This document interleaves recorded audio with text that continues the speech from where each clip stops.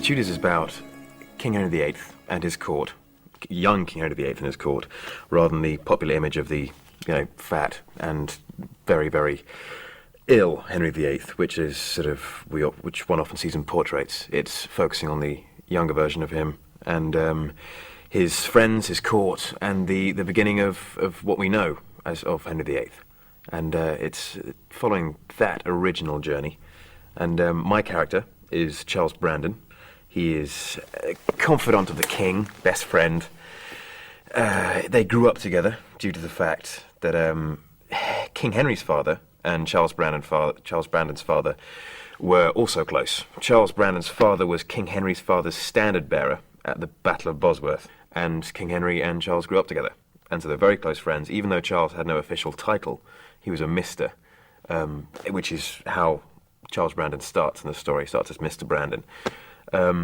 They are very, very close. Charles Brandon is the only person who can actually effectively compete with Henry and beat him with no fear of repercussion.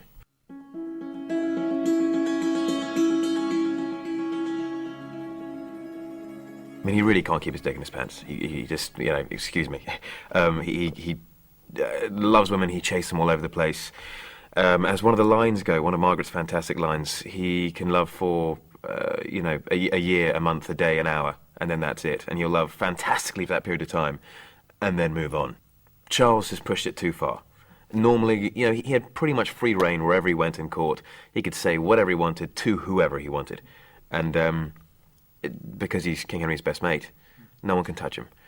But with Margaret, he just went too far, because he marries Margaret, and again, without asking Henry, which is the most important thing. He marries into the royal family without asking Henry, and also had potential for causing a political disaster.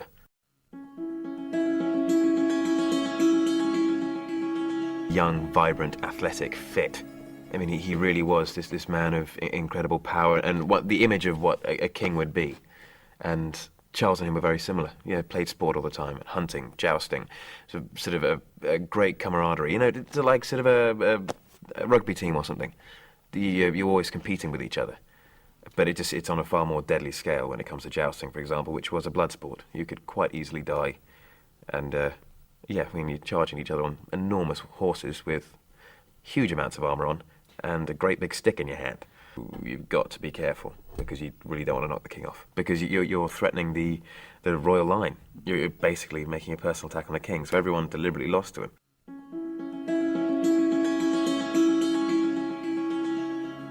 It's quite a fun game, actually. When the tutor came over to train us, it was really interesting. It's like a cross between squash and tennis, and it's a fantastic sport. You're playing off the walls and everything, and the whole point is, instead of playing tennis where you're supposed to get it past someone, the whole point is to play it so it bounces on the ground, then off the back wall, and then as close as possible to the back wall, because that's a point, and then you have to. They can only get a point if they beat that mark close to the wall or something. It's quite complicated to begin with, but a very fun sport. It's not about power at all. It's about control and spin, lots and lots of backspin on every shot.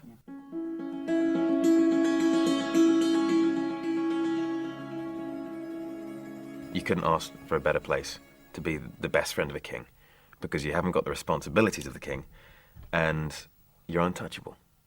And people will always want to get into your favour, to oust other people out of court, because you've got the king's ear.